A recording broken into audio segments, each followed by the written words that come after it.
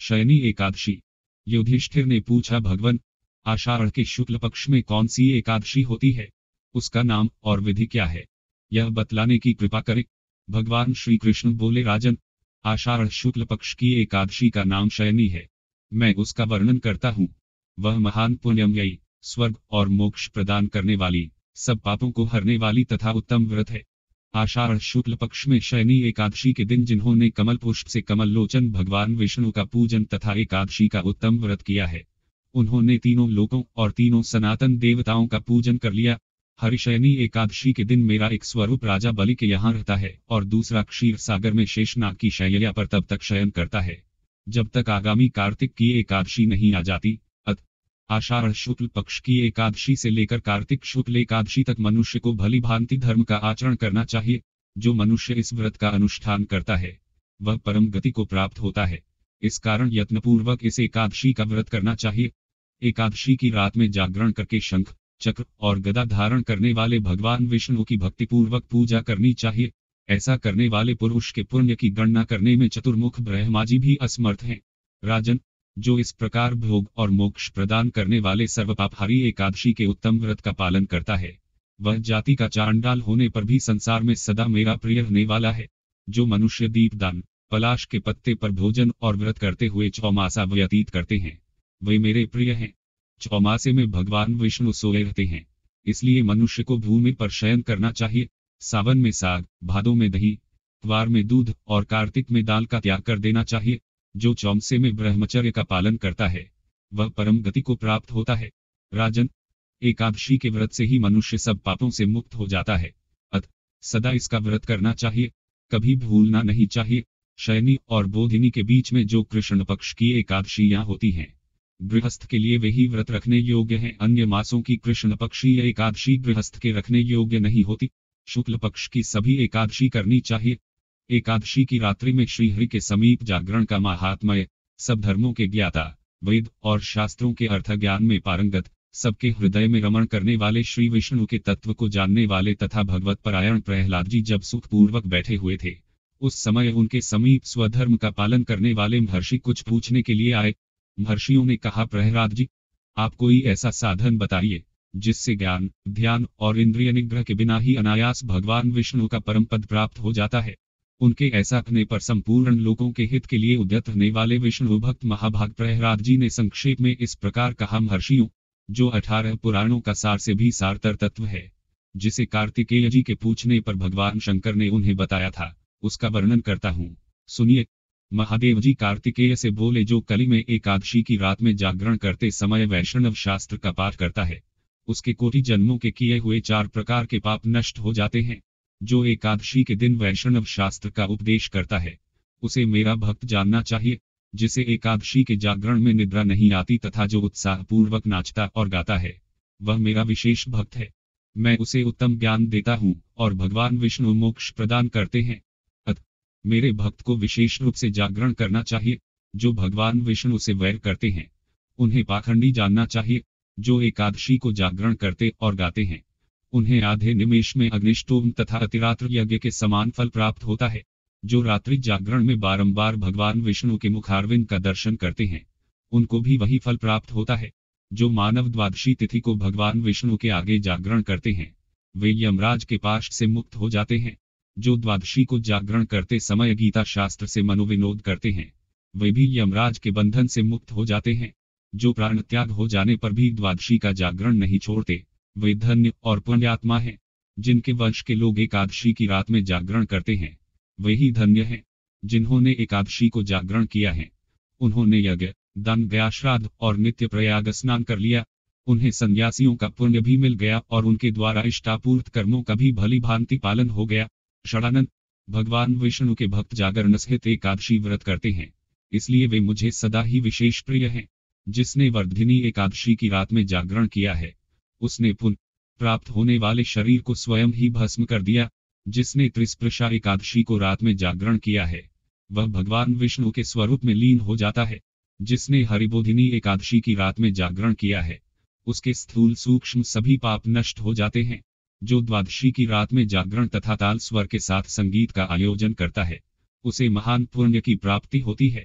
जो एकादशी के दिन ऋषियों द्वारा बनाए हुए दिव्य स्तोत्रों से, ऋग्वेद यजुर्वेद तथा सामवेद के वैष्णव मंत्रों से, संस्कृत और प्राकृत के अन्य स्तोत्रों से व गीत वाद्य आदि के द्वारा भगवान विष्णु को संतुष्ट करता है, उसे भगवान विष्णु भी परमानंद प्रदान करते हैं। यह पुन पठते रात्र औगाथा नाम सहस्रकम द्वादश्यां पुरतो विष्णुर्वैष्णवाना समापत स गच्छेत परम स्थान यत्र नारायण त्वयं। जो एकादशी की रात में भगवान विष्णु के आगे वैष्णव भक्तों के समीप गीता और विष्णु सहस्र नाम का पाठ करता है, वह उस परम धाम में जाता है जहां साक्षात भगवान नारायण विराजमान है। पुण्यमय भागवत तथा स्कंद पुराण भगवान विष्णु को प्रिय है। मथुरा और व्रज में भगवान विष्णु के बालचरित्र का जो वर्णन किया गया है, उसे जो एकादशी की रात में भगवान केशव का पूजन करके पढ़ता है, उसका पुण्य कितना है, यह मैं भी नहीं जानता। कदाचित भगवान विष्णु जानते हो। बेटा, भगवान के समीप गीत, नृत्य तथा स्तोत्र पाठ आदि से जो फल होता है, वही कली में श्रीहरि के समीप जागरण करते समय विष्णु सहस्र नाम, गीता तथा श्रीमद् भागवत का पाठ करने से सहस्र गुना होकर मिलता है। जो श्रीहरि के समीप जागरण करते समय रात में दीपक जलाता है, उसका पुण्य 100 कल्पों में भी नष्ट नहीं होता। जो जागरण काल में मंजरी सहित तुलसी दल से भक्तिपूर्वक श्रीहरि का पूजन करता है, उसका पुण्य इस संसार में जन्म नहीं होता। स्नान, चंदन लेप, धूप, दीप, नैवेद्य और तांबूल यह सब जागरण काल में भगवान को समर्पित किया जाए तो उससे अक्षय पुण्य होता है। कार्तिकेय, जो भक्त मेरा ध्यान करना चाहता है, वह एकादशी की रात्रि में श्रीहरि के समीप भक्तिपूर्वक जागरण करे। एकादशी के दिन जो लोग जागरण करते हैं, उनके शरीर में इंद्रादि देवता आकर स्थित होते हैं।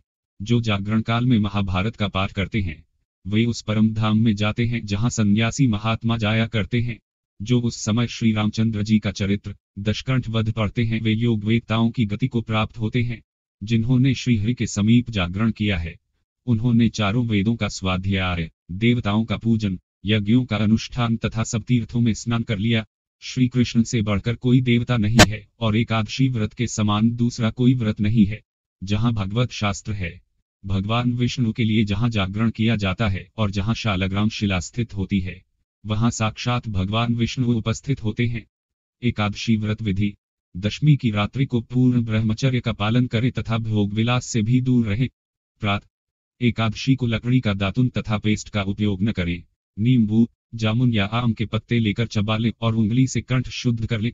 वृक्ष से पत्ता तोड़ना भी वर्जित है, अतः स्वयं गिरे हुए पत्ते का सेवन करें। यदि यह संभव न हो तो पानी से 12 कुल्ले कर ले, फिर स्नान आदि कर मंदिर में जाकर गीता पाठ करें या पुरोहित आदि से श्रवण करें। प्रभु के सामने इस प्रकार प्रण करना चाहिए कि आज मैं चोर, पाखंडी और दुराचारी मनुष्य से बात नहीं करूंगा और न ही किसी का दिल दुखाऊंगा। और ब्राह्मण आदि को फलाहार व अन्न आदि देकर प्रसन्न करूंगा। रात्रि को जागरण कर कीर्तन करूंगा। मुझ नमो भगवते वासुदेवाय इस 12 अक्षर मंत्र अथवा गुरु मंत्र का जाप करूंगा। राम, कृष्ण, नारायण इत्यादि विष्णु सहस्र नाम को कंठ का भूषण बनाऊंगा। ऐसी प्रतिज्ञा करके श्री विष्णु भगवान का स्मरण कर प्रार्थना करें कि हे त्रिलोकपति, मेरी लाज आपके हाथ है, अतः मुझे इस प्रण को पूरा करने की शक्ति प्रदान करें। मौन, जप, शास्त्र पठन, कीर्तन, रात्रि जागरण एकादशी व्रत में विशेष लाभ पहुंचाते हैं। एकादशी के दिन अशुद्ध द्रव्य से बने पेय न पिए। कोल्ड ड्रिंक्स, एसिड आदि डाले हुए फलों के डिब्बा बंद रस को न पिए। 2 बार भोजन न करे। आइसक्रीम व तली हुई चीजें न खाए। फल अथवा घर में निकाला हुआ फल का रस अथवा थोड़े दूध या जल पर रहना विशेष लाभदायक है। व्रत के दशमी, एकादशी और द्वादशी इन 3 दिनों में कांसे के बर्तन, मांस, प्याज, लहसुन, मसूर, उड़द, चने, कोदो एक प्रकार का धान, शाक, शहद, तेल और अत्यंबुपान अधिक जल का सेवन इनका सेवन न करें। व्रत के पहले दिन दशमी को और दूसरे दिन द्वादशी को हविष्यान्न जौ, गेहूं, मूंग, सेंधा नमक, काली मिर्च, शर्करा और गोघृत आदि का एक बार भोजन करें। फलाहारी को गोभी, गाजर, शलजम, पालक, कुल्फा का साग इत्यादि सेवन नहीं करना चाहिए। आम, अंगूर, केला, बादाम, पिस्ता इत्यादि अमृत फलों का सेवन करना चाहिए। जुआ, निद्रा, पान, पराई निंदा, चुगली, चोरी, हिंसा, मैथुन, क्रोध तथा झूठ, कपट आदि अन्य कुकर्मों से नितांत दूर रहना चाहिए। बैल की पीठ पर सवारी न करें। भूलवश किसी निंदक से बात हो जाए तो इस दोष को दूर करने के लिए भगवान सूर्य के दर्शन तथा धूप दीप से श्रीहरि की पूजा कर क्षमा मांग लेनी चाहिए। एकादशी के दिन घर में झाड़ू नहीं लगाएं, इससे चींटी आदि सूक्ष्म जीवों की मृत्यु का भय रहता है। इस दिन बाल नहीं कटाए। मधुर बोलें, अधिक न बोलें। अधिक बोलने से न बोलने योग्य वचन भी निकल जाते हैं। सत्य भाषण करना चाहिए। इस दिन यथाशक्ति अन्नदान करें, किंतु स्वयं किसी का दिया हुआ अन्न कदापि ग्रहण न करें। प्रत्येक वस्तु प्रभु को भोग लगाकर तथा तुलसी दल छोड़कर ग्रहण करनी चाहिए। एकादशी के दिन किसी संबंधी की मृत्यु हो जाए तो उस दिन व्रत रखकर उसका फल संकल्प करके मृतक को देना चाहिए, और श्री गंगा जी में पुष्प अस्थि प्रवाहित करने पर भी एकादशी व्रत रखकर व्रत फल प्राणी के निमित्त दे देना चाहिए। प्राणी मात्र को अंतर्यामी का अवतार समझकर किसी से छल कपट नहीं करना चाहिए। अपना अपमान करने या कटु वचन बोलने वाले पर भूल कर भी क्रोध नहीं करे। संतोष का फल सर्वदा मधुर होता है। मन में दया रखनी चाहिए। इस विधि से व्रत करने वाला उत्तम फल को प्राप्त करता है। द्वादशी के दिन ब्राह्मणों को मिष्टान्न, दक्षिण आदि से प्रसन्न कर उनकी परिक्रमा कर लेनी चाहिए। व्रत खोलने की विधि। द्वादशी को सेवा पूजा की जगह पर बैठकर भुने हुए 7 चनों के 14 टुकड़े करके अपने सिर के पीछे फेंकना चाहिए। मेरे 7 जन्मों के शारीरिक, वाचिक और मानसिक पाप नष्ट हुए, यह भावना करके 7 अंजलि जल पीना और चने के 7 दाने खाकर व्रत खोलना चाहिए।